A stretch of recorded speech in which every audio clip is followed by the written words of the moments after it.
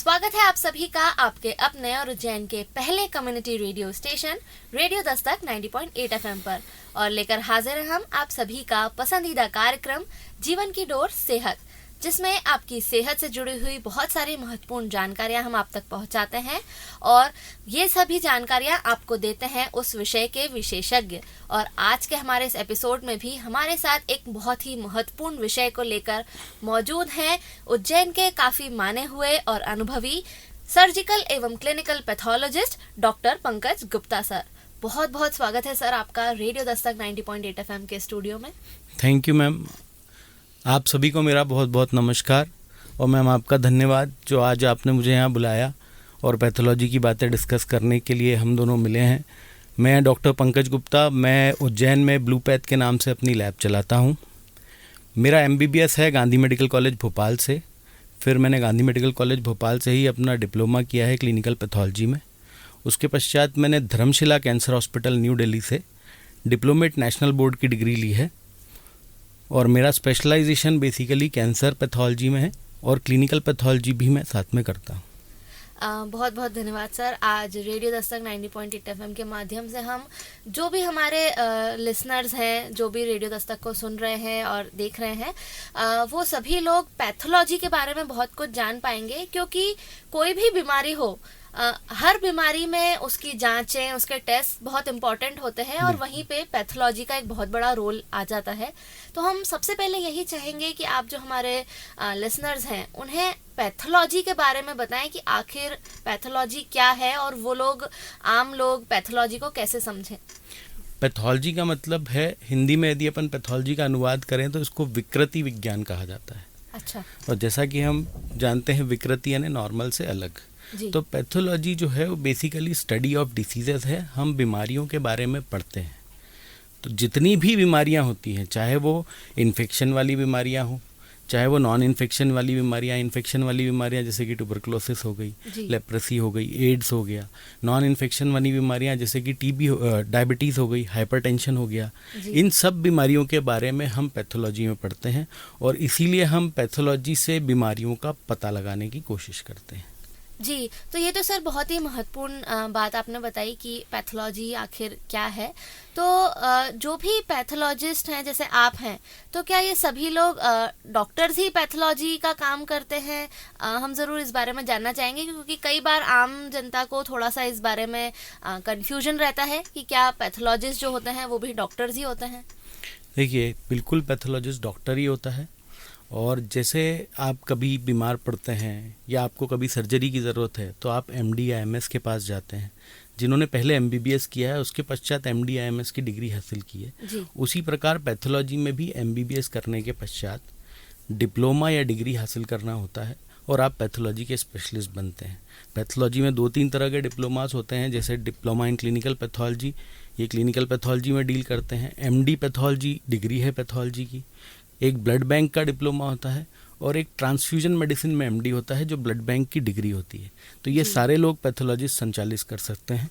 Pathology के साथ में माइक्रोबायोलॉजी भी एक ब्रांच है। पहले पैथोलॉजी और माइक्रोबायोलॉजी एक साथ हुआ करते थे, आज पैथोलॉजी और माइक्रोबायोलॉजी की अलग अलग डिग्रियां मिलती हैं। तो माइक्रोबायोलॉजिस्ट अपने आप में एक अलग डिग्री है। तो इन सभी को MBBS करना आवश्यक है, इसलिए सभी लोग डॉक्टर हैं। जी, ये बहुत ही महत्वपूर्ण जानकारी आपने दी सर। तो एक पैथोलॉजिस्ट का मेडिकल साइंस में कितना इम्पोर्टेंट रोल है, क्या रोल है, हम ये भी जानना चाहेंगे।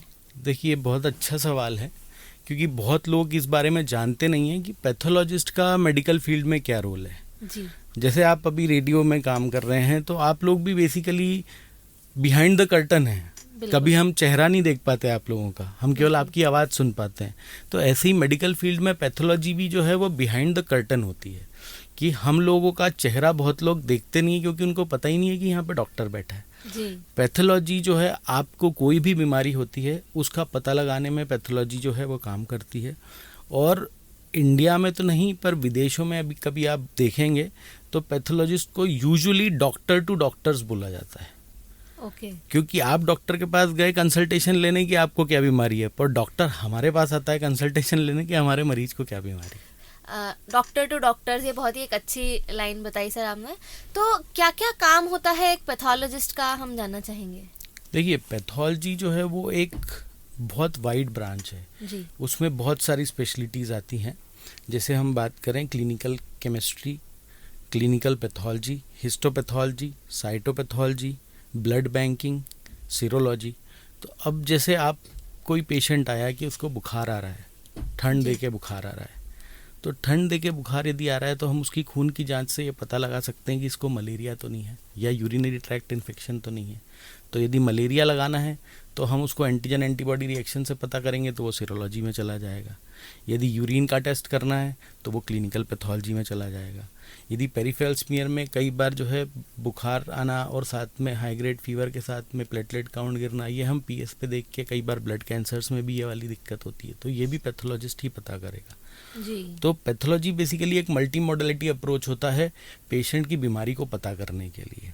आप एक टेस्ट लगा के ये नहीं बोल सकते कि इसको ये बीमारी है। जैसे कई बार क्या होता है, जैसे डायबिटीज़ के पेशेंट है जिसको जी। डायबिटीज़ है ही नहीं, उसने पहली बार जांच किसी ने कराई, अब पहली बार जांच कराई, उसकी शुगर आ गई बड़ी हुई 128 130। तो कुछ लोग उसको डरा भी देते हैं कि तुमको डायबिटीज़ हो गई, जी। या वो नेट पे गूगल पे पढ़ लेता है, वो खुद भी डर जाता है।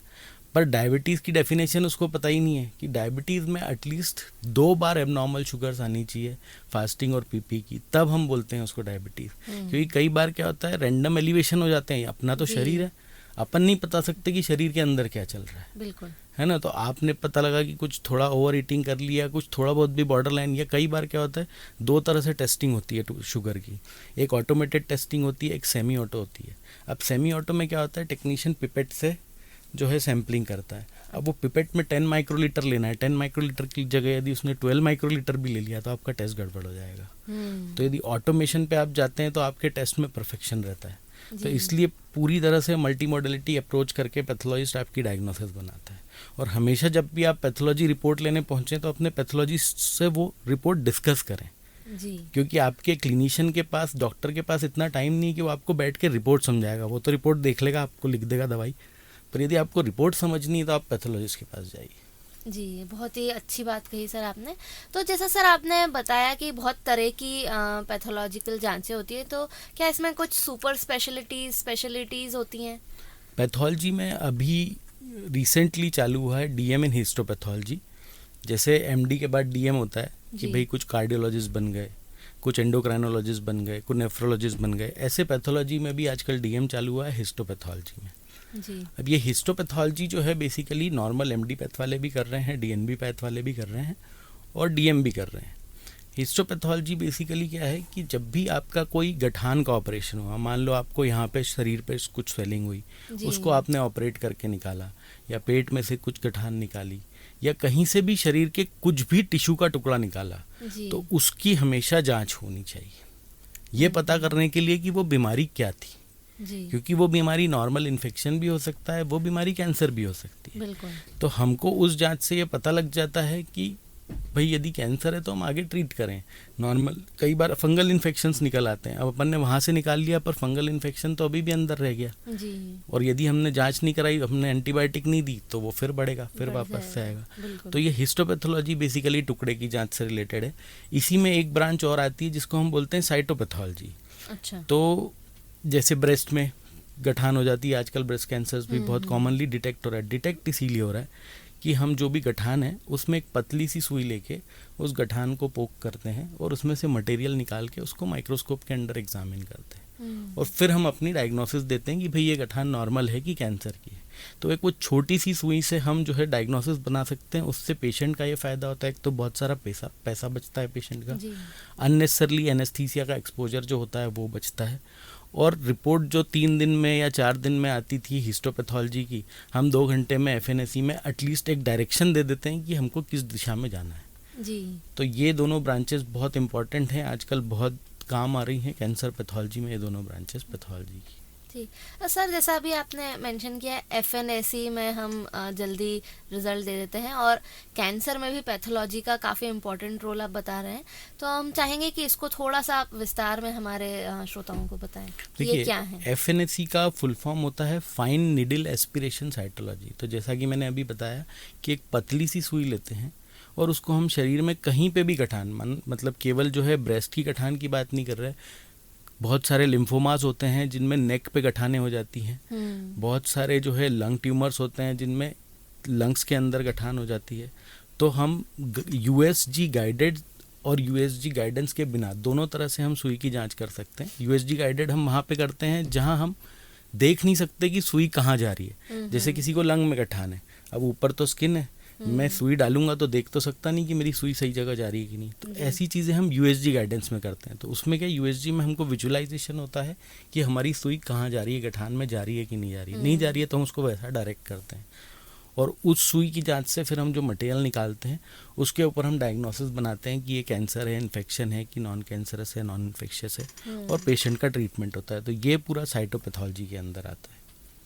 और सर कैंसर में क्या भूमिका रही? कैंसर में तो सबसे अहम भूमिका है पैथोलॉजिस्ट। अब कभी कैंसर अस्पताल जाएंगे तो वहाँ आप पाएंगे कि सबसे ज़्यादा इज्जतदार डॉक्टर जो है वो पैथोलॉजिस्ट ही होता है। अच्छा। क्योंकि कैंसर का सर्जन और कैंसर का जो मेडिसिन वाला डॉक्टर है, कैंसर के तीन तरह के डॉक्टर होते हैं। एक कैंसर का डॉक्टर होता है जिसको हम बोलते हैं मेडिकल ऑन्कोलॉजिस्ट। तो it is equivalent to MD medicine, कि जो दवा गोली से कैंसर को ठीक करेगा उसको हम बोलेंगे medical oncologist. Surgical oncologist is equal to surgeon, कि जो सर्जरी करके कैंसर को ठीक करेगा, दैट इज सर्जिकल ऑन्कोलॉजिस्ट।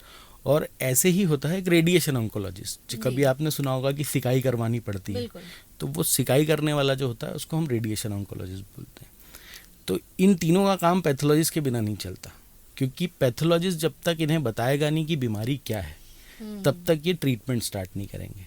चलो, अब यदि ये बता दिया कि बीमारी क्या है और वो सर्जिकल ऑन्कोलॉजिस्ट के पास पहुंचा, जैसे मुंह का कैंसर है किसी को, पैथोलॉजिस्ट ने बता दिया कि आपको मुंह का कैंसर है, वो सर्जिकल ऑन्कोलॉजिस्ट के पास पहुंचा। अब सर्जिकल ऑन्कोलॉजिस्ट उसको ऑपरेट करेगा, तो ऑपरेशन के बाद फिर पैथोलॉजिस्ट की अहम भूमिका आती है, क्योंकि अब तो हमें पता है कि इसको मुंह का कैंसर है। अब पैथोलॉजिस्ट जो है वो ये बताता है कि जो ऑपरेशन हुआ है उसमें मार्जिन्स क्लियर हैं कि नहीं, क्योंकि जो टुकड़ा आपने निकाला है उसमें एक ट्यूमर माइक्रो इन्वायरमेंट होता है। भाई मैं तो माइक्रोस्कोप में देखता हूँ ट्यूमर सेल, सर्जन जब देखेगा वहाँ पे तो सर्जन नंगी आंखों से तो नहीं देख सकता कि ट्यूमर सेल हैं। तो सर्जन थोड़ा थोड़ा एक्स्ट्रा मार्जिन लेके टिश्यू काटता है, और हमको फिर ये बताना होता है कि उस एक्स्ट्रा मार्जिन में कोई ट्यूमर सेल तो नहीं है, क्योंकि यदि उस एक्स्ट्रा मार्जिन में ट्यूमर सेल आते हैं तो फिर रिवाइज सर्जरी करनी पड़ती है ताकि पेशेंट को वापस से रिकरेंस ना हो, फिर से ट्यूमर ना हो। छूट तो नहीं गए। तो ये पैथोलॉजिस्ट का वहाँ पे बहुत इंपॉर्टेंट रोल होता है। उसके अलावा कई बार ऐसा होता है कि कुछ बीमारियां, जैसे हमने सीटी स्कैन करा लिया, एमआरआई करा ली, यूएसजी करा ली, एफएनएसी भी करा ली, कुछ बीमारियां बिल्कुल पकड़ में नहीं आती हैं कि भाई ये कैंसर है कि नहीं है, इसको क्या करें।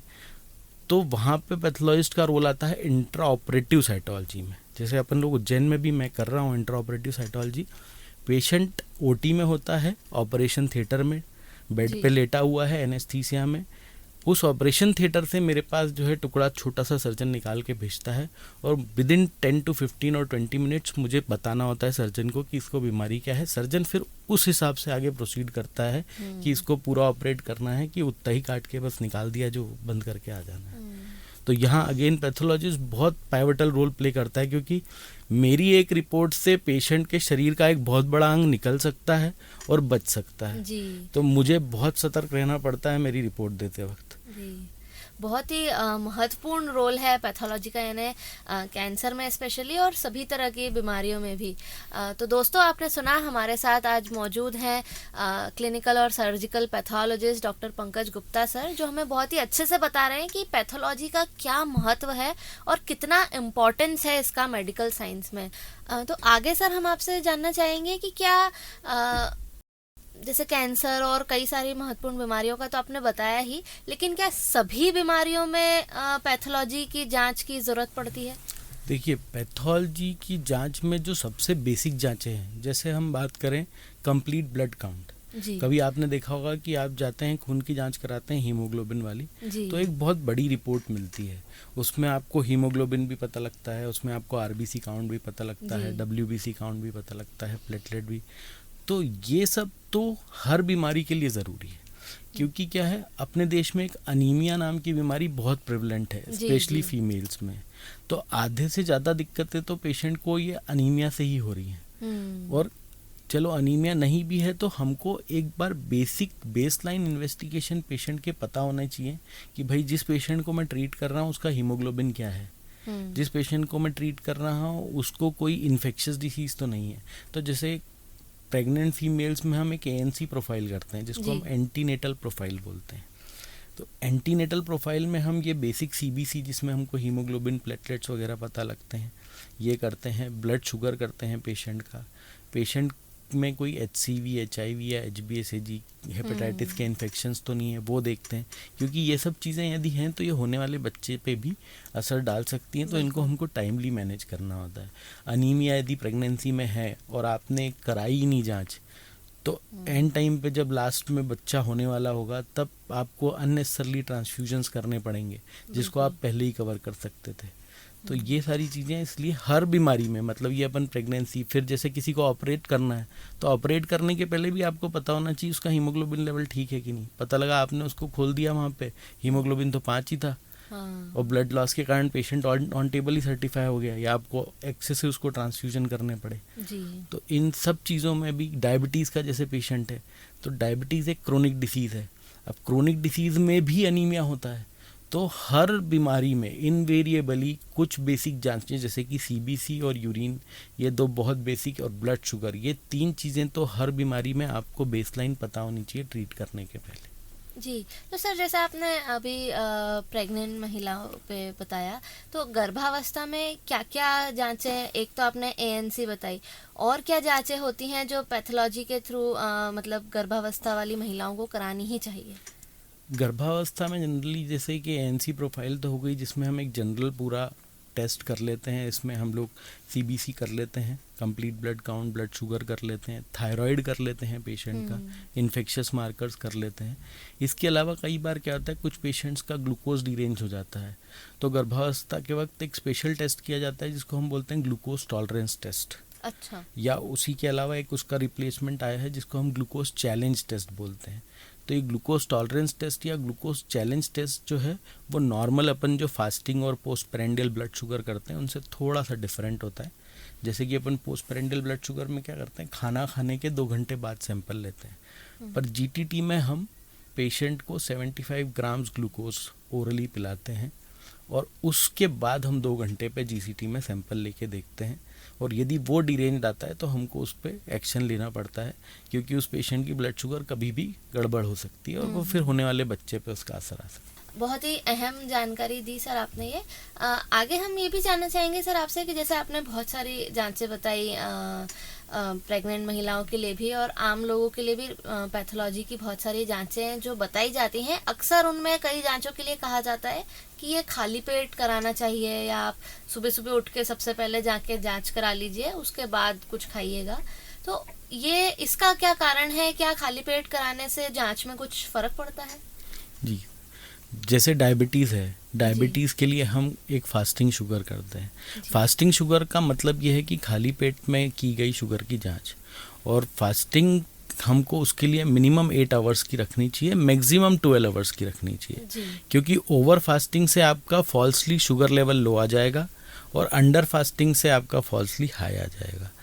फास्टिंग स्टेटस हम इसलिए देखते हैं कि अपना बेसलाइन बॉडी कैसे काम कर रही है। जब आपने उसको कोई बाहर से न्यूट्रिशन नहीं दिया, आपने कुछ नहीं लिया है, तब आपकी शुगर मेंटेन्ड है कि नहीं। यदि आपकी तब बॉडी की शुगर मेंटेन नहीं है, मतलब आपकी बॉडी के सिस्टम में कुछ ना कुछ गड़बड़ हुआ है। ऐसे ही लिपिड की टेस्टिंग होती है जिसको हम बोलते हैं लिपिड प्रोफाइल। उसमें हम लोग ट्राइग्लिसराइड, कोलेस्ट्रॉल और VLDL, HDL, high density lipoprotein, low density lipoprotein, ये सारी जाँचें करते हैं। इसको भी फास्टिंग में कराना चाहिए।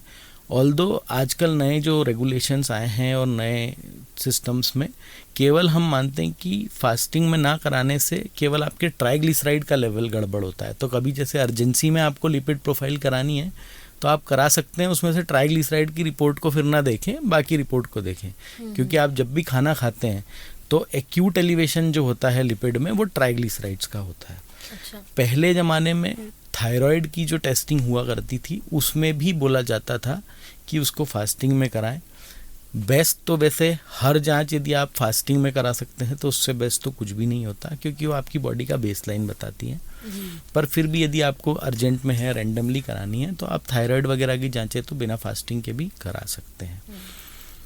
कुछ चीज़ें ऐसी होती हैं कि जैसे थायराइड की जांच है, अब क्या है, थायराइड आपका बेसल मेटाबॉलिक रेट कंट्रोल करता है बॉडी का।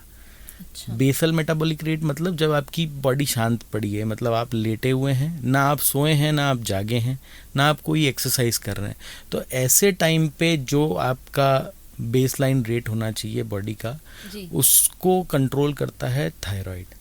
अब क्या करते हैं हम लोग, कई बार जो है पता लगा 500 मीटर चल के आ गए, हाफ रहे हैं और आके सैंपल दे दिया। ऐसे लोगों का थायराइड यदि थोड़ा सा एबनॉर्मल है तो वो और ज़्यादा एबनॉर्मल आ जाएगा। अच्छा। तो हमेशा थायराइड की जांच जब भी कराएं तो एक्सरसाइज वगैरह कुछ ना करें, ओवर ईटिंग ना करें और उसके बाद कराएं, तो उससे लेवल्स नॉर्मल आएंगे। क्या मेरे पास रेगुलरली पेशेंट आते हैं जी, कि जी। भाई आपके यहाँ से थायराइड इतना आया, उस लैब पे कराया वहाँ आया। अब इसके क्या है, 2-3 रीज़न होते हैं। आपकी बॉडी एक लेवल का कुछ भी कंटिन्यूस सिक्रीट नहीं कर रही है, बिल्कुल। आपकी हरकतों के हिसाब से, आपकी एक्टिविटीज़ के हिसाब से हर चीज़ चेंज हो रही है। बिल्कुल। अब आपने अभी सैंपल ही एक लैब में दिया, थोड़ी देर बाद जाके दूसरी लैब में दिया, तो थोड़ा माइनर अंतर तो बॉडी के कारण आ रहा है। दूसरा अंतर यह है कि कुछ लैबों में जो जांच हो रही है वो अलग मशीन पे हो रही है, कुछ लैबों पे अलग मशीन पे हो रही है, जी। सबके मैन्युफैक्चरर अलग हैं, सबके रिएजेंट अलग हैं, तो थोड़ा बहुत वेरिएशन उस कारण से आता है। जैसे ये थायराइड की बात हुई, हीमोग्लोबिन में कुछ लोग ऐसे आते हैं मेरे पास, जैसे प्रेग्नेंट फीमेल्स भी कॉमनली ऐसे आते हैं कि सर पिछली बार हमारा 10 था, इस बार 11 हो गया, 1 बढ़ गया। 1 बढ़ना हीमोग्लोबिन में इज ऑफ नो सेंस।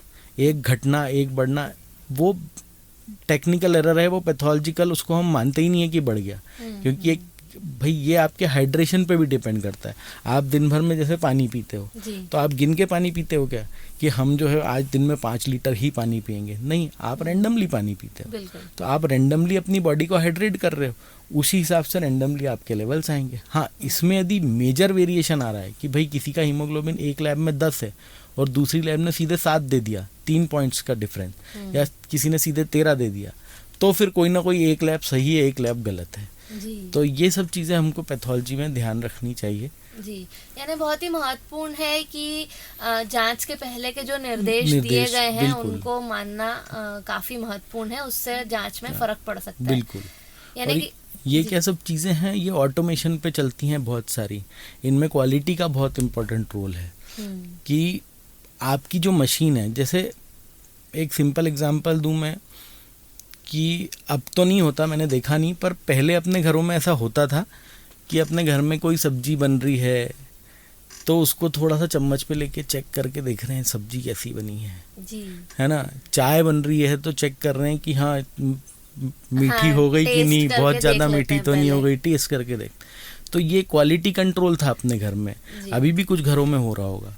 तो ये क्वालिटी कंट्रोल पैथोलॉजी में बहुत इम्पॉर्टेंट है कि आप इतनी बड़ी बड़ी मशीनें चला रहे हो, आपको कैसे पता है कि ये मशीन सही रिजल्ट दे रही है। जी। तो जैसे हमारी लैब में हम रोज़ सुबह जो है मशीन चालू करते ही पहले कंट्रोल डालते हैं। कंट्रोल क्या होता है? कंट्रोल एक फिक्स्ड वैल्यू का सैंपल होता है कि भाई जैसे उसकी वैल्यू दी हुई है कि शुगर का सैंपल है, उसकी वैल्यू है 90 से 110। तो यदि मैंने वो सैंपल मेरी मशीन पे चलाया और मेरा रिजल्ट 90 से 110 के बीच में है, मतलब मेरी मशीन सही काम कर रही है। जी। पर यदि मेरा उससे बाहर है, 90 से कम है, 110 से ज़्यादा है, मतलब मेरे को मेरी मशीन को चेक करने की ज़रूरत है। तो ये बहुत इंपॉर्टेंट एस्पेक्ट है और ये हर टेस्ट में हमको लगाना पड़ता है। जी। दूसरा एक और इम्पॉर्टेंट एस्पेक्ट होता है, जैसे उज्जैन में तो अभी केवल मैं ही फॉलो कर रहा हूँ, जिसको हम बोलते हैं एक्सटर्नल क्वालिटी एश्योरेंस। इसमें क्या होता है, हमारे पास थर्ड पार्टी से सैंपल आता है, हमको वैल्यूज़ नहीं पता होती उसकी, हमको अपने रिजल्ट बना के उनको भेजने पड़ते हैं, फिर वो at the end of the cycle हमको बताते हैं कि आप सही थे कि गलत थे। जी। तो ये मैं क्लिनिकल पैथोलॉजी के लिए भी हम लोग करते हैं, इम्यूनोपैथोलॉजी के लिए भी करते हैं, बायोकेमिस्ट्री के लिए भी करते हैं, हिस्टोपैथोलॉजी के लिए भी करते हैं, एफएनएसी के लिए भी करते हैं। तो हिस्टोपैथोलॉजी और साइटोलॉजी में वहाँ से वो लोग ऑनलाइन स्लाइड्स भेजते हैं मुझे, जी। और ऑनलाइन स्लाइड्स की मुझे डायग्नोसिस बनानी रहती है, और फिर वो मेरे को बताते हैं कि मेरी डायग्नोसिस सही है कि गलत है। जी। तो यदि कभी अपन गलत होते हैं तो फिर अपने को उस पता एरिया चल में जाता जो है इम्प्रूवमेंट की ज़रूरत है, और यदि जी। सही है तो मतलब अच्छा काम कर रहे हैं। जी। बहुत ही एक अच्छी प्रैक्टिस है आपकी। क्वालिटी यानी कि बहुत इम्पोर्टेंट होती है किसी भी पैथ लैब के लिए। तो दोस्तों, आपने सुना डॉक्टर पंकज गुप्ता जी आज हमारे साथ हैं, जो पैथोलॉजी के सारे महत्वपूर्ण बिंदुओं पर हमसे चर्चा कर रहे हैं और हमें जानकारी दे रहे हैं। और जैसा कि सर ने भी बताया कि अगर आप लोग भी पैथोलॉजी की कोई जांच आपको लिखी गई है और आप जांच कराने जाते हैं, तो उससे पहले के जो निर्देश दिए गए हैं उनको ज़रूर आप माने, क्योंकि उससे आपकी जांच पर असर पड़ सकता है। अगर आपको खाली पेट जांच बताई गई है तो खाली पेट ही जाएं, क्योंकि सर हमने ये भी देखा है कि कई बार लोग 8 घंटे के जैसे फास्टिंग साइकिल आपने बताया, लेकिन थोड़ा सा कुछ सुबह सुबह हुआ कि भाई चाय पी ली या कुछ खा लिया कि ठीक है इतने से क्या होगा, और फिर चले जाते हैं। तो उससे फर्क पड़ेगा, बिल्कुल फर्क पड़ेगा, और वो प्रैक्टिस बिल्कुल गलत है। यदि आपको फास्टिंग में जांच करानी है तो आपको पानी के अलावा कुछ भी ग्रहण नहीं करना है, और वो 8 से 12 घंटे, जैसे मैं बोल रहा हूँ, 8 से कम किया तो अंडर फास्टिंग में चला जाएगा, 12 से ज़्यादा में किया तो वो ओवर फास्टिंग में चला जाएगा। तो ये बिल्कुल ध्यान रखना है। और एक और इम्पॉर्टेंट बात यहाँ पे आती है, कई बार क्या होता है, जैसे थायराइड के पेशेंट्स हैं, डायबिटीज़ के पेशेंट्स हैं, और भी बहुत सारी बीमारियों के पेशेंट्स को कंटिन्यूस जाँच करानी पड़ती है रेगुलर इंटरवल्स पे। अब पेशेंट क्या करता है, गोली नहीं लेता और जाँच कराता है। तो हम जब बीमारी हमें पता है तो हम जांच बीमारी पता करने के लिए नहीं कर रहे हैं। हाँ। हम ये पता करने के लिए कर रहे हैं कि गोली सही काम कर रही है कि नहीं कर रही है। तो यदि आप थायराइड की गोली ना लोगे और जांच कराओगे तो आपका थायराइड तो एलिवेटेड ही आएगा।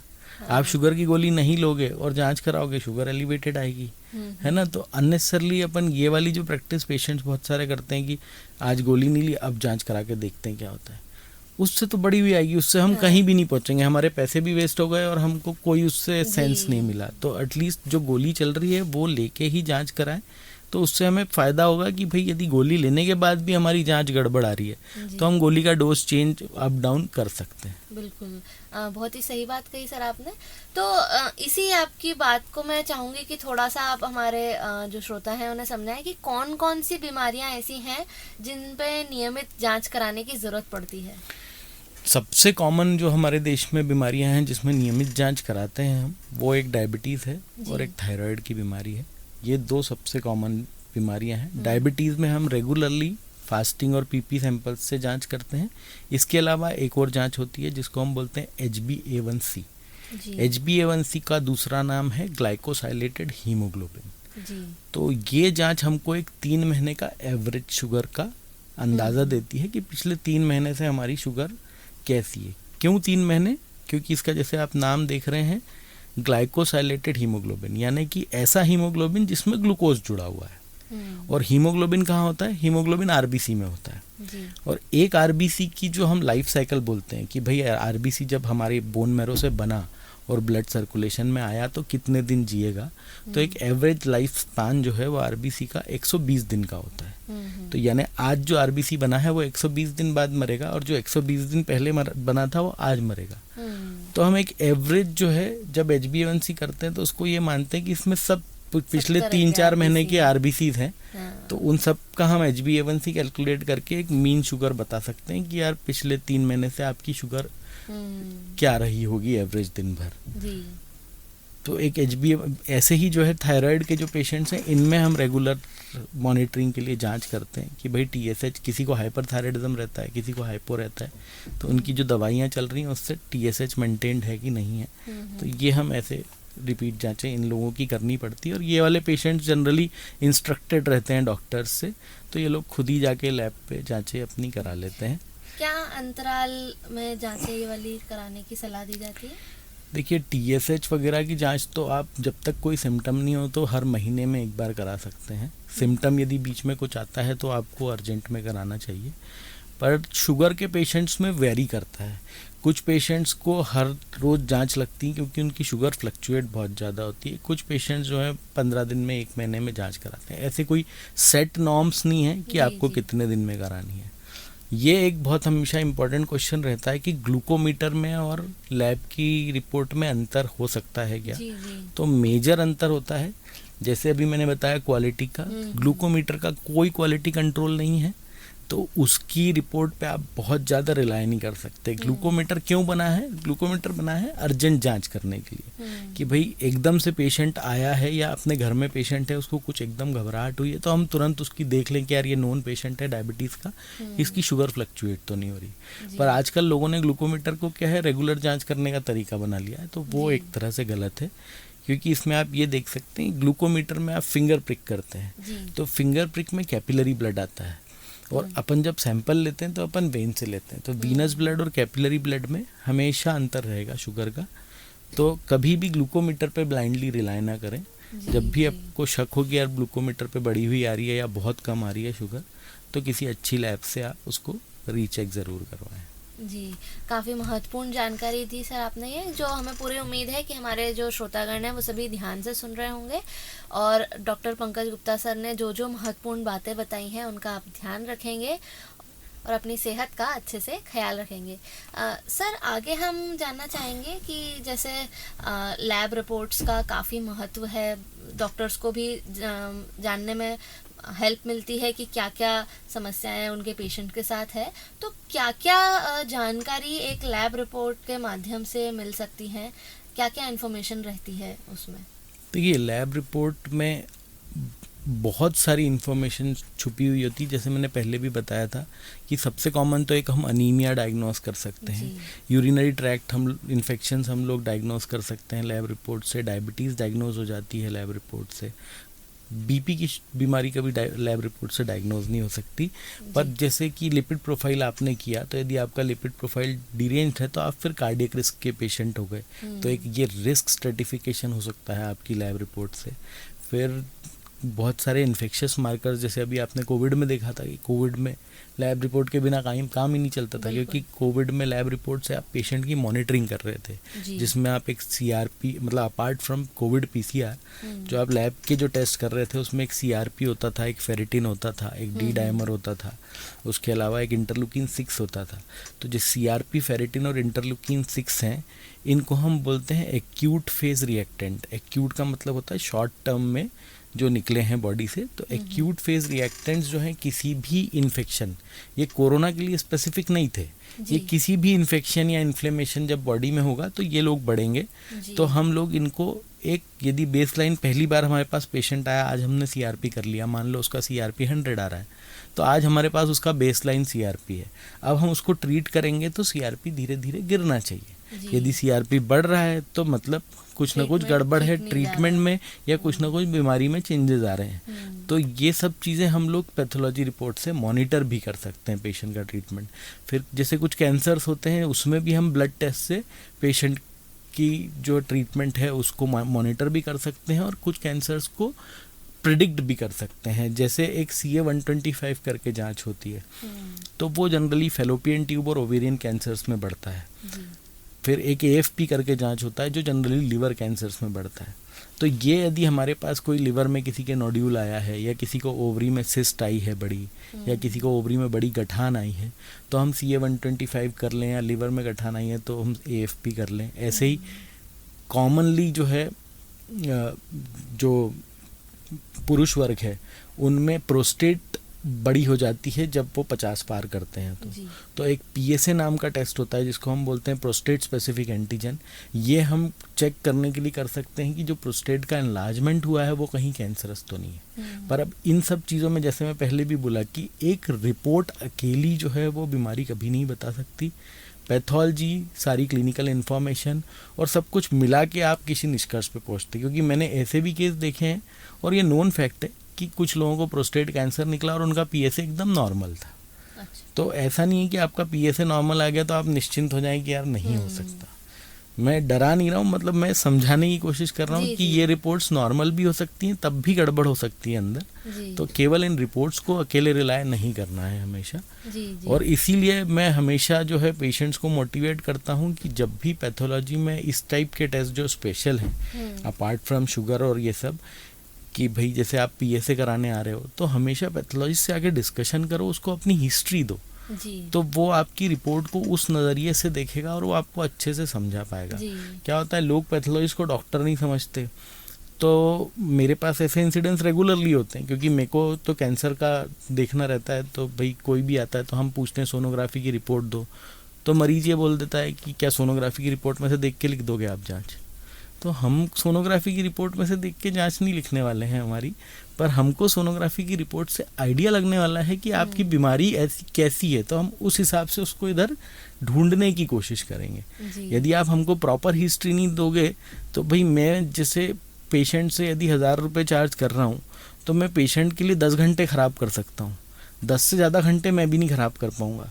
तो वो 10 घंटे मैं लगा हुआ हूँ पेशेंट के लिए, जांच देख रहा हूँ, मुझे कुछ भी नहीं मिला, तो हो सकता है मैं उसको नॉर्मल रिपोर्ट कर दूँ, क्योंकि मेरे पास हिस्ट्री नहीं है। पर यदि आप मेरे को वहीं पे हिस्ट्री प्रोवाइड करोगे तो हो सकता है आपकी जांच जल्दी भी आ जाए और जांच परफेक्ट भी है। तो कई बार हम लोग हिस्ट्री के कारण भी मात खा जाते हैं। पेशेंट कई बार डिस्कस, कुछ पेशेंट बहुत अच्छे होते हैं, वो पूरा बता के जाते हैं, पर कुछ पेशेंट बिल्कुल नकार देते हैं कि आप क्या करोगे हिस्ट्री लेके, आप उसी में से देख के लिख दोगे। तो ये थोड़ा सा प्रैक्टिस मैं चाहता हूँ कि सब लोग जो हैं समझें कि पैथोलॉजी में जब भी जाएँ खुद ही बताएं अपनी हिस्ट्री, तो आपकी रिपोर्ट और बेटर आएगी। कुछ लोग ये भी बताने से कतराते हैं कि हम डायबिटिक हैं कि नहीं है। हम बोल देंगे कि हम डायबिटिक हैं तो आप हमारी शुगर बढ़ी हुई दे दोगे। आप पैथोलॉजी में जहाँ भी जांच करा रहे हो, आपको पूरा हक है कि यदि आपको रिपोर्ट गड़बड़ लग रही है तो आप उनसे बोल सकते हो कि मुझे मशीन का फ़ोटो दिखाओ जहाँ पे आपने मेरा टेस्ट लगाया है, और ये पैथोलॉजी की जिम्मेदारी है कि वो आपको बताए। तो आपको कभी भी ये टेंशन लेने की ज़रूरत नहीं कि कोई आपकी जांच को मैनिपुलेट कर देगा। तो हमेशा जाके हिस्ट्री वगैरह बताएं तो आपकी रिपोर्ट्स अच्छी आएंगी। तो दोस्तों आपने सुना डॉक्टर पंकज गुप्ता जी बहुत ही अच्छे से हमें बता रहे हैं कि क्या क्या चीज़ों का फ़र्क पड़ जाता है पैथोलॉजी की जांचों पर। तो इसीलिए आपसे ये अनुरोध है कि जब भी आप जांच कराएं तो सभी जो मापदंड आपको बताए गए हैं उनका ख्याल रखें, साथ ही अपनी बीमारियों के बारे में, अपनी पुरानी जो हिस्ट्री है उसके बारे में भी जानकारी दें, ताकि आपकी जांच और सही तरीके से हो सके। और ये विश्वास आप अपने डॉक्टर पर, अपने पैथोलॉजिस्ट पर रखें कि वो कोई भी गलत जांच आपको नहीं देंगे। आप सही जानकारी अगर उन्हें देंगे तो आपको सही जांच ही मिलेगी। सर आगे हम ये भी जानना चाहेंगे कि जैसे आपने बताया कि कुछ जांचें तो नियमित रूप से करानी चाहिए और कुछ जो जांचें हैं जो स्पेशल हैं उसके बारे में चर्चा करके करना चाहिए। तो क्या ये भी अक्सर आपको देखने में आता होगा कि कुछ लोग बिना डॉक्टर से संपर्क किए सीधे पैथोलॉजी लैब पर आ गए कि हमारी इस चीज़ की जांच कर दीजिए, उस चीज़ की जांच कर दीजिए, तो क्या ये कराना ठीक रहता है? आपका अनुभव क्या कहता है?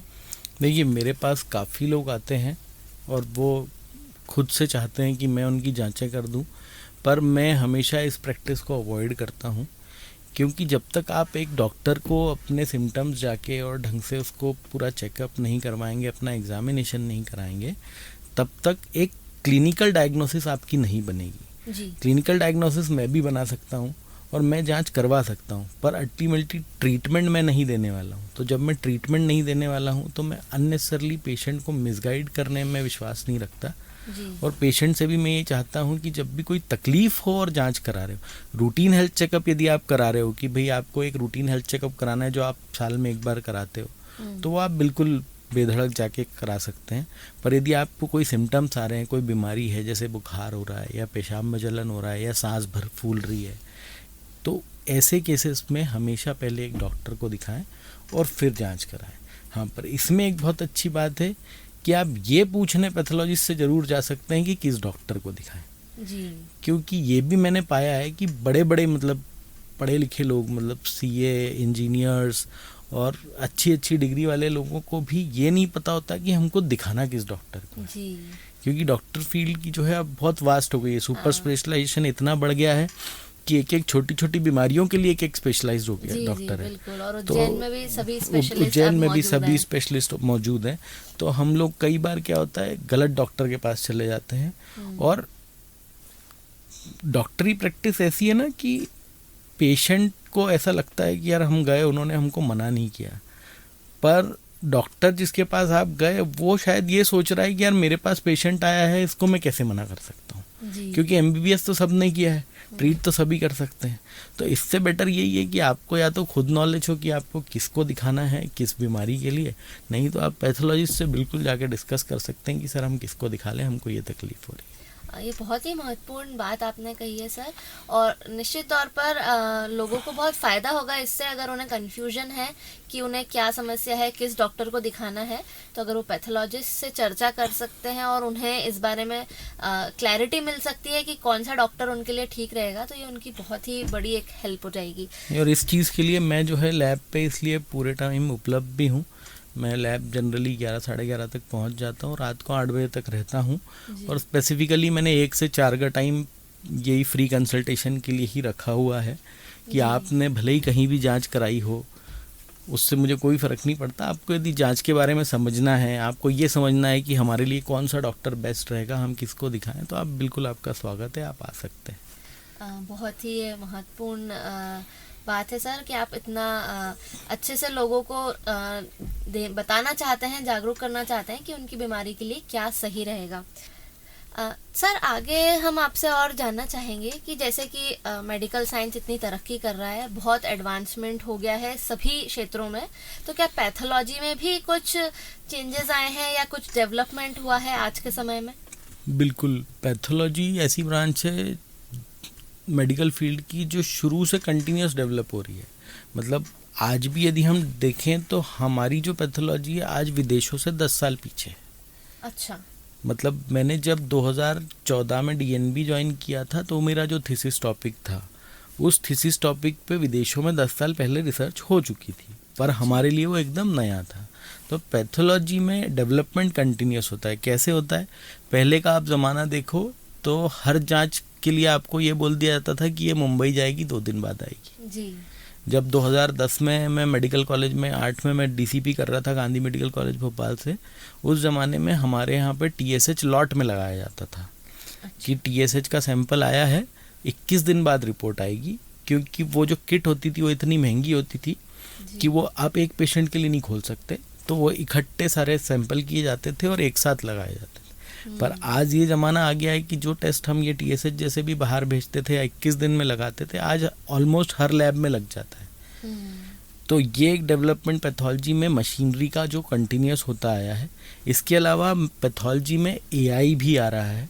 अच्छा। एआई से ये फ़ायदा हुआ है कि अभी कुछ नए सेल काउंटर्स आए हैं। सेल काउंटर्स का मतलब होता है जो आपका जो कंप्लीट ब्लड रिपोर्ट जो देता है कि आपने ब्लड में से ब्लड सैंपल लिया, उस मशीन में पिलाया, तो जो आपका हीमोग्लोबिन, आरबीसी और डब्ल्यूबीसी प्लेटलेट्स की जो रिपोर्ट आती है, उस मशीन को सेल काउंटर बोलते हैं। तो सेल काउंटर्स में एआई इंटीग्रेशन आने लगा है। उससे ये फ़ायदा हुआ है कि कुछ बड़ी लैब्स जहाँ पे एक एक दिन के 1000 सैंपल्स हैं, 1000 सैंपल्स की हर की स्लाइड पैथोलॉजिस्ट नहीं देख सकता, तो वो एआई के थ्रू जो है स्लाइड सिलेक्ट होती हैं कि कौन सी स्लाइड्स एबनॉर्मल है जो पैथोलॉजिस्ट को रिव्यू करने की ज़रूरत है। तो थोड़ा सा उससे वर्कलोड जो है पैथोलॉजिस्ट का कम होता है। इसके अलावा जो है पैथोलॉजी में अभी डिजिटल पैथोलॉजी जो है वो इंट्रोड्यूस हो गया है। डिजिटल पैथोलॉजी से ये फ़ायदा हुआ है कि इसमें एक अच्छी बात बताना चाहूँगा आपको कि प्राइवेट सेक्टर में, मतलब अपार्ट फ्रॉम मेडिकल कॉलेजेस और ये कॉरपोरेट्स में और जो छोटे लैब्स हैं स्टैंड अलोन, एमपी का पहला डिजिटल पैथोलॉजी इंस्ट्रूमेंट ब्लूपैथ पे लगा हुआ है उज्जैन में। तो हम लोग डिजिटल पैथोलॉजी में क्या करते हैं कि जो ये हम साइटोलॉजी की बात कर रहे थे, सुई की जांच की, और हिस्टोपैथोलॉजी की बात कर रहे थे, टुकड़े की जांच की, इन स्लाइड्स को हम स्कैन कर सकते हैं उस पर, और स्कैन करके हमको यदि कहीं सेकंड ओपिनियन करानी है तो हम वहाँ भेज सकते हैं। मैंने पर्सनली इसलिए लिया है कि मैं छुट्टियों पे नहीं जा पाता था इस कारण से, तो अब मैं छुट्टी पे जाता हूँ तो मैं वहाँ बैठ के स्कैन स्लाइड पे रिपोर्टिंग कर देता हूँ पेशेंट की। तो ये एक डिजिटल पैथोलॉजी का बहुत इम्पॉर्टेंट रोल आया है, और धीरे धीरे इसमें भी एआई आ रहा है। तो एआई से हम लोगों को ये फ़ायदा मिलेगा कि हम लोग जो रिपोर्टिंग कई बार हम 3-3, 4-4 दिन डिले हो जाती है, वो थोड़ी सी फास्ट हो जाएगी। एआई डायग्नोसिस तो नहीं बना पाएगा क्योंकि मैन बिहाइंड द मशीन वो एआई कभी रिप्लेस नहीं कर सकता। तो पैथोलॉजिस्ट तो हमेशा लगेगा, पर इन सब चीज़ों से पैथोलॉजी की प्रैक्टिस थोड़ी आसान हो जाएगी, पेशेंट का जो डिले टाइम है वो कम हो जाएगा, तो पेशेंट को रिपोर्ट्स थोड़ी जल्दी और ज़्यादा ऑथेंटिक मिलने लगेंगी, और इसी कारण से पेशेंट का इलाज अच्छी तरह से हो पाएगा। जी, तो यानी कि काफ़ी मदद हो रही है डिजिटल पैथोलॉजी से, लेकिन क्या इसकी वजह से कुछ चुनौतियां भी बढ़ी हैं? क्लिनिकल पैथोलॉजी पे कुछ इसका असर पड़ा है? क्या आपका अनुभव है? कभी भी टेक्नोलॉजी आती है तो वो हमेशा अच्छी चीज़ें भी लेके आती है और बुरी चीज़ें भी लेके आती हैं। जी। तो जैसे मैं बताया आपको कि पैथोलॉजिस्ट का लैब में बहुत इम्पोर्टेंस है, पर ये डिजिटल और एआई आने से क्या हुआ है कि बहुत लैबों में पैथोलॉजिस्ट रिप्लेस हो गए हैं। अच्छा। तो ये अननेसेसरली जो है थोड़ा पेशेंट के लिए घातक सिद्ध हो सकता है। दूसरा जो है, डिजिटल पैथोलॉजी आने से क्या है, लोगों को ये लगता है कि यार ये कंप्यूटर है तो सब सही देगा, है ना। पर छोटा सा एग्जांपल देता हूँ, मेरे पास बहुत सारी रिपीट टेस्टिंग के सैंपल आते हैं कि भाई 3 लैबों पे उसने प्लेटलेट काउंट कराया, लो आ रहा है, एक बार ब्लू पैथ पे कराओ, और ब्लू पैथ पे जब कराते हैं तो वो नॉर्मल आ जाता है। अब वो नॉर्मल क्यों आ जाता है? क्योंकि 3 लैबों पे किसी ने स्लाइड नहीं देखी, उन्होंने केवल मशीन की रिपोर्ट पर रिलाय कर लिया, जबकि मशीन की रिपोर्ट के बाद स्लाइड देखना बहुत इंपॉर्टेंट है।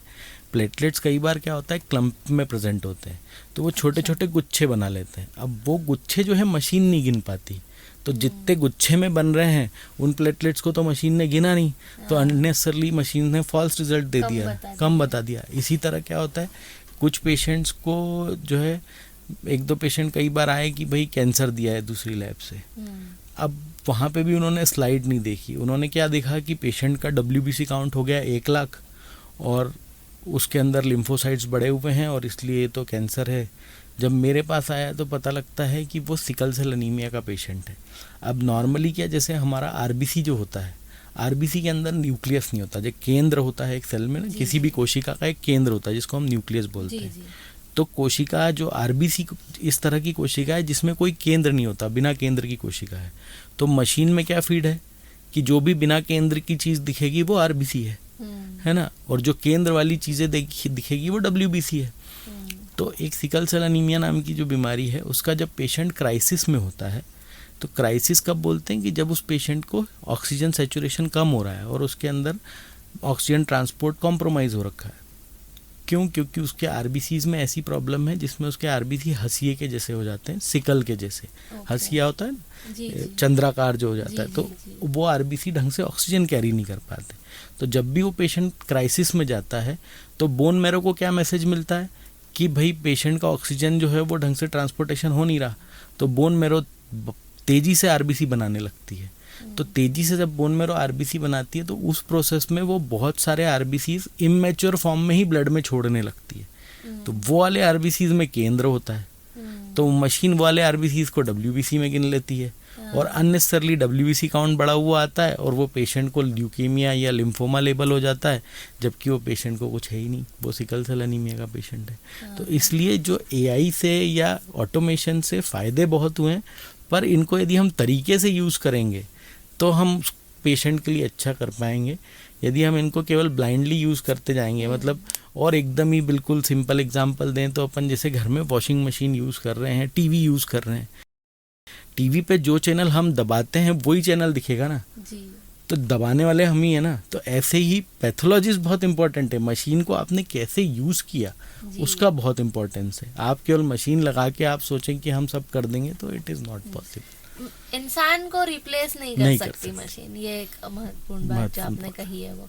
तो सर, जैसा कि आपने कहा कि कई जगह इसका यूज़ हो रहा है, पैथोलॉजिस्ट रिप्लेस हो गए, तो कई बार जो आमजन है वो किसी भी लैब को चुनते हैं, तो क्या पॉइंट्स या क्या जानकारियां उन्हें उस लैब के बारे में होना चाहिए कि वो लैब उनकी जांच के लिए ठीक है या नहीं? क्योंकि आजकल देखने में आ रहा है कि बहुत सारी लैब्स खुल गई हैं, तो किसी भी व्यक्ति के मन में ये एक सवाल आता है कि कौन सी लैब उसके लिए ठीक रहेगी। तो क्या एक आम पॉइंट्स हैं या जानकारी है जो किसी भी लैब के बारे में व्यक्ति को होना चाहिए जहाँ पे वो जांच कराना चाहता है करते समय? देखिए, कभी भी किसी भी लैब पे जाने से पहले एक तो सबसे इम्पोर्टेंट बात जो मैं इतनी देर से कह रहा हूँ कि पैथोलॉजिस्ट का होना बहुत ज़रूरी है जी। कई बार देखिए, अभी पैथोलॉजिस्ट की बहुत कमी है देश में, तो बहुत सारी लैबें ऐसी भी हैं जहाँ पे पैथोलॉजिस्ट पूर्ण समय उपलब्ध नहीं है। तो एटलीस्ट आप ऐसी लैब पे जाने की कोशिश करें जहाँ पे आप पैथोलॉजिस्ट से कभी तो मिल सकें कि भाई आप जांच कराने गए या तो तब मिल लें, या जांच की रिपोर्ट लेने गए हैं तब मिल लें, है ना। ऐसे ही जो है ऐसी लैब्स को चुनें जहाँ पे ऑटोमेशन पे ज़्यादा काम हो रहा हो, सेमी ऑटोमेशन पे कम हो रहा हो। सेमी ऑटोमेशन में क्या हो जाता है कि मैनुअल इंटरफेस आ जाता है। जी। तो जहाँ जहाँ मैनुअल इंटरफेस टेस्ट लगाने में आया है वहाँ पे हम एक पिपेट यूज़ करते हैं। पिपेट ब्लड सैंपल को सक करने का एक इंस्ट्रूमेंट होता है। तो उस पिपेट को यदि किसी को ढंग से चलाते नहीं आता जी। तो वो एबनॉर्मल पिपेटिंग के कारण भी आपके टेस्ट रिजल्ट्स गड़बड़ हो सकते हैं। जी। हालांकि हर टेस्ट जो है वो ऑटोमेशन पे नहीं हो सकता, पर फिर भी जो नॉर्मल टेस्ट हम लोग करते हैं, जैसे कि आजकल हार्मोन्स वाले T3, T4, TSH, vitamin D, B12, आपका शुगर की जांचें, हीमोग्लोबिन, RBC, ये सब चीज़ें तो जो है ऑटोमेशन पे आ गई हैं। तो प्रिफरेबली ऐसी जगह कराएं जहाँ ये सब ऑटोमेशन से होता हो। और पैथोलॉजिस्ट का होना बहुत इंपॉर्टेंट है, क्योंकि ये मैं पहले भी बता चुका हूँ कि मैन बिहाइंड द मशीन हमेशा बहुत ज़रूरी है। तो क्या सर ऐसा भी ज़रूरी है कि जो हम सैंपल दे रहे हैं जांच के लिए वो पैथोलॉजिस्ट की उपस्थिति में दें तो ज़्यादा फायदेमंद है? बिल्कुल, देखिए इससे हमें ये फ़ायदा होता है कि कई बार क्या होता है, पेशेंट सैंपल देने में बहुत घबराते हैं। जी। मतलब मैंने ये भी देखा है कि जिस पेशेंट को सुई लग रही है वो तो कई बार बेहोश हो जाते हैं सैंपल देते हुए, पर कई बार उनके साथ वाले सिर्फ ये देखते हुए कि सुई लग रही है वो भी बेहोश हो जाते हैं। अच्छा। तो अब यदि आप ऐसी जगह सैंपल दे रहे हैं जहाँ एक भी डॉक्टर नहीं है जी। तो वो मैनेजमेंट में डिफरेंस आएगा ही। जी। जिस लैब में डॉक्टर उपस्थित है तुरंत डॉक्टर आके खड़ा होकर प्राइमरी मैनेजमेंट एटलीस्ट वहाँ पे पेशेंट का कर सकता है। भले ही पेशेंट को सिर्फ चक्कर आके गिरा है या हाइपोटेंशन के कारण गिरा है, पर एटलीस्ट जो है पेशेंट का प्राइमरी मैनेजमेंट वहाँ हो जाएगा। दूसरा, जो कुछ जांचें हम लोग करते हैं उसके अंदर प्रोटोकॉल बहुत इम्पॉर्टेंट है। तो यदि वो पैथोलॉजिस्ट ही नहीं है वहाँ तो उसको पता ही नहीं होगा कि प्रोटोकॉल क्या होता है। जैसे कई बार मल्टीपल सैंपल्स लेना है तो एक ऑर्डर ऑफ ड्रॉ होता है कि आपको किस सीरियल में कौन से टेस्ट का सैंपल लेना है। जी। तो अभी आप यदि जाएंगे बहुत सारी लैबों में और आप केवल ये वर्ड भी पूछेंगे ना कि ऑर्डर ऑफ ड्रॉ बताओ, तो वहाँ सैंपल लेने वाले बता ही नहीं पाएंगे। इवन मैं तो कहता हूँ मेरी लैब में भी एक दो लोग बच्चे नहीं बता पाएंगे, क्योंकि पर मैंने जो उनको सिखा रखा है तो वहाँ पे मैंने पूरे बोर्ड लगा रखे हैं कि जब आपको मल्टीपल सैंपल लेना है तो इसी ऑर्डर में लेना है कि पहले ये ट्यूब में सैंपल लेना है, फिर ये ट्यूब में सैंपल, फिर ये ट्यूब में। तो ऑर्डर ऑफ ड्रॉ का एक बहुत इंपॉर्टेंस होता है। तीसरा, कुछ सैंपल्स होते हैं जिनमें हमको टाइमिंग का इंपॉर्टेंस रखना पड़ता है। जैसे सीरम कॉर्टिसोल कराना है तो उसकी फिक्स टाइमिंग होती है कि मॉर्निंग 8 AM का कराना है या आफ्टरनून 2 PM का कराना है। सीरम पूल्ड प्रोलेक्टिन कराना है तो उसका एक स्पेशल तरीका होता है कि 20 मिनट पे 3 सैंपल लेने हैं, 20-20 मिनट पे या 2 सैंपल लेने। तो ये सब चीज़ें यदि किसी लैब में पैथोलॉजिस्ट नहीं है तो बहुत चांस कम है कि उनको ये सब चीज़ें पता हो, तो वो इजीली मिस कर सकते हैं। और भाई रिपोर्ट आने के बाद फिर आप कुछ नहीं कर सकते, आपके तो पैसे भी गए अननेसेसरली। जो है वहाँ पे कुछ भी केओस क्रिएट करने से ना उसका फ़ायदा होगा ना आपका फ़ायदा होगा। तो इसलिए आप जब भी चूज़ करें तो ऐसी लैब चूज़ करें जहाँ पे आपको एटलीस्ट गाइडेंस प्रॉपर मिल रहा हो। वो तो आप घुसेंगे लैब में तो ही आपको समझ में आ जाएगा कि हमको यहाँ पे कराना चाहिए कि नहीं कराना चाहिए। फिर ये जैसे एक इम्पॉर्टेंट पॉइंट मैं हाईलाइट करना चाह रहा था बहुत देर से कि आजकल ये कॉरपोरेट लैब्स आ गई हैं बड़ी बड़ी खूब सारी, 600-600 रुपये में 300-300 रुपये में फुल बॉडी चेकअप कर देती हैं। तो इस पे मुझे कोई एक्सप्लेनेशन नहीं देना है, जस्ट मेरे को ये बताना है लोगों को कि आजकल आप कहीं खाना खाने भी जाते हैं तो आपका 500 रुपये से कम का बिल नहीं बनता। आप कपड़े लेने भी जाते हैं तो आप 500 रुपये में आप एक ढंग का शर्ट नहीं आ पाता। तो आप ये सोचिए खुद अपने मन से कि 300 रुपये में कोई आपका फुल बॉडी चेकअप करके यदि दे रहा है तो कैसे दे रहा होगा। इस पर मुझे और कोई एक्सप्लेनेशन भी नहीं देनी, जस्ट ये बात बोलनी। जी सर, एक और हम आपसे जानकारी लेना चाहेंगे क्योंकि जैसे आजकल हमारे उज्जैन में भी देखें तो कई सारे पेट लवर्स देखने को मिल सकते हैं। बहुत सारे लोग जानवर पालते हैं तो उन्हें कभी ज़रूरत पड़ती है कि उनके पेट को कोई बीमारी है, तो ये एक सवाल उनके मन में रहता है कि उनकी जांचें कहाँ हो सकती हैं। तो क्या एक पैथोलॉजिस्ट या एक पैथोलॉजी लैब में इंसानों की जांच और जानवरों की जांच में कोई अंतर होता है या दोनों की जा सकती है? देखिए, पैथोलॉजी लैब में जानवरों की जांचें नहीं कर सकते। अच्छा। क्योंकि मैक्सिमम मशीन्स जो आ रही हैं पैथोलॉजी की वो ह्यूमनॉइड हैं, उनमें ह्यूमन सैंपल्स ही एंटरटेन होता है। कुछ मशीनें आती हैं जिसमें वेटरनरी सैंपल का मोड होता है, तो यदि किसी के पास ऐसी मशीन है जिसमें मोड है वेटरनरी सैंपल का तो उसमें आप वो सैंपल रन कर सकते हैं। क्योंकि वेटरनरी सैंपल और ह्यूमन सैंपल दोनों में बहुत डिफरेंस होता है। हीमोग्लोबिन का भी डिफरेंस होता है, काउंट्स का भी डिफरेंस होता है, विस्कोसिटी का भी डिफरेंस होता है। तो वो जनरली, और वैसे भी वेटरनरी पैथोलॉजी अपने आप में एक अलग स्पेशलिटी है। अच्छा। अपने देश में देखा जाए तो वेटरनरी फील्ड ही अभी बहुत ज़्यादा डेवलप नहीं है, जी पर विदेशों में देखोगे तो अब वेटरनरी पैथोलॉजी बहुत बड़ी ब्रांच है जी। और बहुत एक्सक्लूसिव ब्रांच है। तो मैं तो यही कहूँगा कि किसी भी लैब पे जाके अपने ऐसे सैंपल ना दें, किसी वेटरनरी डॉक्टर से पहले कंसल्ट करें और उसी हिसाब से करें, क्योंकि पेट लवर्स के लिए पेट बहुत इंपॉर्टेंट होता है। तो जी। अननेसेसरली यदि रॉन्ग रिपोर्ट आ गई ऐसे ह्यूमन लैब्स में देके, तो फिर गड़बड़ हो सकती है पेट के साथ। जी जी। तो सर, जैसा आप बता रहे हैं कि ये जो एक ब्रांच है विदेशों में, इसमें काफ़ी ज़्यादा काम हुआ है, हमारे देश में इतना नहीं है। तो इस प्रकार से पैथोलॉजी में करियर ग्रोथ के क्या चांसेस हैं हमारे देश में और विदेशों में भी, अगर आप बताना चाहें? देखिए, पैथोलॉजी में आप देखें तो एक पैथोलॉजी लैब चलाने के लिए पैथोलॉजिस्ट के अलावा टेक्नीशियन की बहुत ज़रूरत होती है। तो मेडिकल लैब टेक्नीशियन एक अपने आप में एक बहुत बड़ी फील्ड है, और अच्छे टेक्नीशियन आज की डेट में मिलना बहुत मुश्किल हो गया है। तो यदि आप एक अच्छा टेक्नीशियन बन सकते हैं तो आपकी बहुत वैल्यू होगी, आपकी सैलरी भी अच्छी होगी और आपकी इज्जत भी बहुत होगी। तो एक लैब टेक्नीशियन जो है, ये एक करियर का ऑप्शन है। वो उसमें बीएससी भी होता है, डिप्लोमा भी होता है लैब टेक्नीशियन के कोर्स में।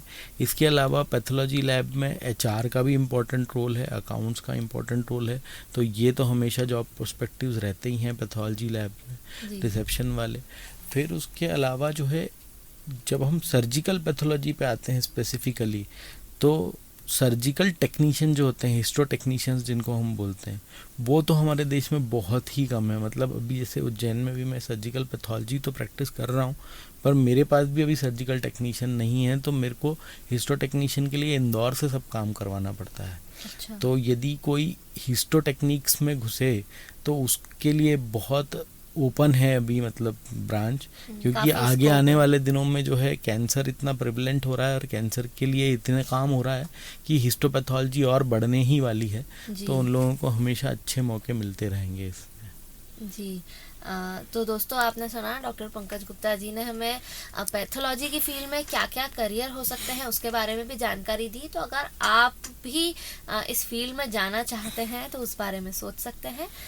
सर, एक आखिरी में हम आपसे यही जानना चाहेंगे कि आपका इस पैथोलॉजी की फील्ड में किस पर्टिकुलर क्षेत्र में ज़्यादा रुझान है या इंटरेस्ट है? मेरा डीएनबी करने के बाद से हिस्टोपैथोलॉजी और साइटोपैथोलॉजी में सबसे ज़्यादा रुझान रहा है, और अभी मैं उज्जैन में मेनली वही कर रहा हूँ। मतलब उज्जैन में मुझे कोई जानता है तो बेसिकली हिस्टोपैथोलॉजी और साइटोपैथोलॉजी के कारण ही जानते हैं। और इसमें सबसे अच्छा मुझे ये लगता है कि मैं एटलीस्ट अंदर से सेटिस्फाई होता हूँ जब मैं पेशेंट की बीमारी बता पाता हूँ और उसको ढंग से समझा पाता हूँ। तो मुझे अंदर से अच्छा फील होता है कि यार मैंने सही टाइम पे पेशेंट की बीमारी पकड़ ली तो उसका इलाज प्रॉपर हो जाएगा। ये सबसे बड़ा जॉब सेटिस्फेक्शन मेरे को मिलता है। कई बार बुरा भी लगता है, एक दो बार तो ऐसे इंसिडेंसेस हुए हैं कि लिटरली आंखों से आंसू भी आ गए हैं। कि मतलब ऐसी एक इंसिडेंस बताना चाहूँगा। 26 ईयर फीमेल थी, उसको दोनों ब्रेस्ट में गठाने थी और उसके दोनों ब्रेस्ट की गठानों में कैंसर आया, और शी वाज लाइक कि सर मेरी 15 दिन बाद शादी है।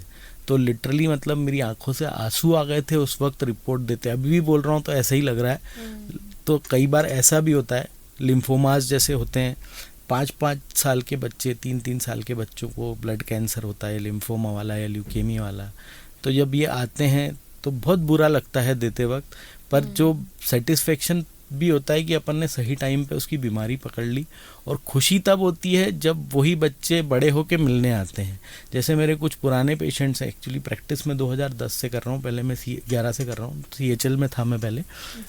तो वहाँ के जो कुछ पेशेंट्स हैं जिनको जब वो 3 साल के और 5 साल के थे और उनको ल्यूकीमिया दिया था, वो ठीक हो गए, बड़े होके जब मिलने आए हैं तो इतना अच्छा लगता है कि यार अपन ने पहले सही डायग्नोज कर लिया तो पेशेंट आज एकदम अच्छा है, जान बच गई, उसकी जान बच गई जांच हो जाने से। अच्छी बात बताई सर ये आपने। और आज रेडियो दस्तक 90.8 FM के सभी श्रोताओं को इतनी सारी आपने पैथोलॉजी फील्ड के बारे में जानकारी दी क्या सही होता है, क्या गलत होता है, ये सब बताया। तो हमें पूरी उम्मीद है कि जो भी हमारे श्रोतागण जिन्होंने आज ये हमारा कार्यक्रम जीवन की डोर सेहत डॉक्टर पंकज गुप्ता सर के साथ सुना, उन्हें पैथोलॉजी फील्ड के बारे में बहुत कुछ जानने को मिला होगा, उनकी अवेयरनेस बढ़ी होगी। क्योंकि कई लोग इतना नहीं सोचते हैं पैथोलॉजी के बारे में, जांचों के बारे में। वो जैसे ही डॉक्टर ने बताया तुरंत जाएंगे, जांच कराएंगे और वापस डॉक्टर के पास। वो बहुत ज़्यादा अटेंशन इस चीज़ को नहीं देते थे। लेकिन आज आपने इतनी सारी अच्छी जानकारियां दी हैं जिससे हमें पूरी उम्मीद है कि उनमें काफ़ी जागरूकता इस चीज़ के लिए आई होगी और इन चीज़ों का भी वो ध्यान रखेंगे। अंत में सर क्या संदेश आप देना चाहेंगे उज्जैन के सभी जनता को, सभी श्रोताओं को रेडियो दस्तक के माध्यम से आज के हमारे इस एपिसोड में? मैं तो एक ही संदेश देना चाहूँगा। एक्चुअली ये मेरे लैब के बोर्ड पे भी लिखवा रखा है मैंने कि आपकी जान बहुत अनमोल है, जांच वहीं कराएं जहां पैथोलॉजिस्ट उपस्थित हो। बहुत बहुत धन्यवाद सर रेडियो दस्तक 90.8 एफएम के स्टूडियो में आने के लिए और इतनी अच्छी जानकारियां हमारे सभी श्रोताओं तक पहुंचाने के लिए। Thank you ma'am, thank you. आपने हमें बुलाया, उसके लिए हम आपके धन्यवाद और आभारी हैं। और सभी श्रोताओं को मेरा फिर से एक बार नमस्कार और धन्यवाद मुझे सुनने के लिए। धन्यवाद सर।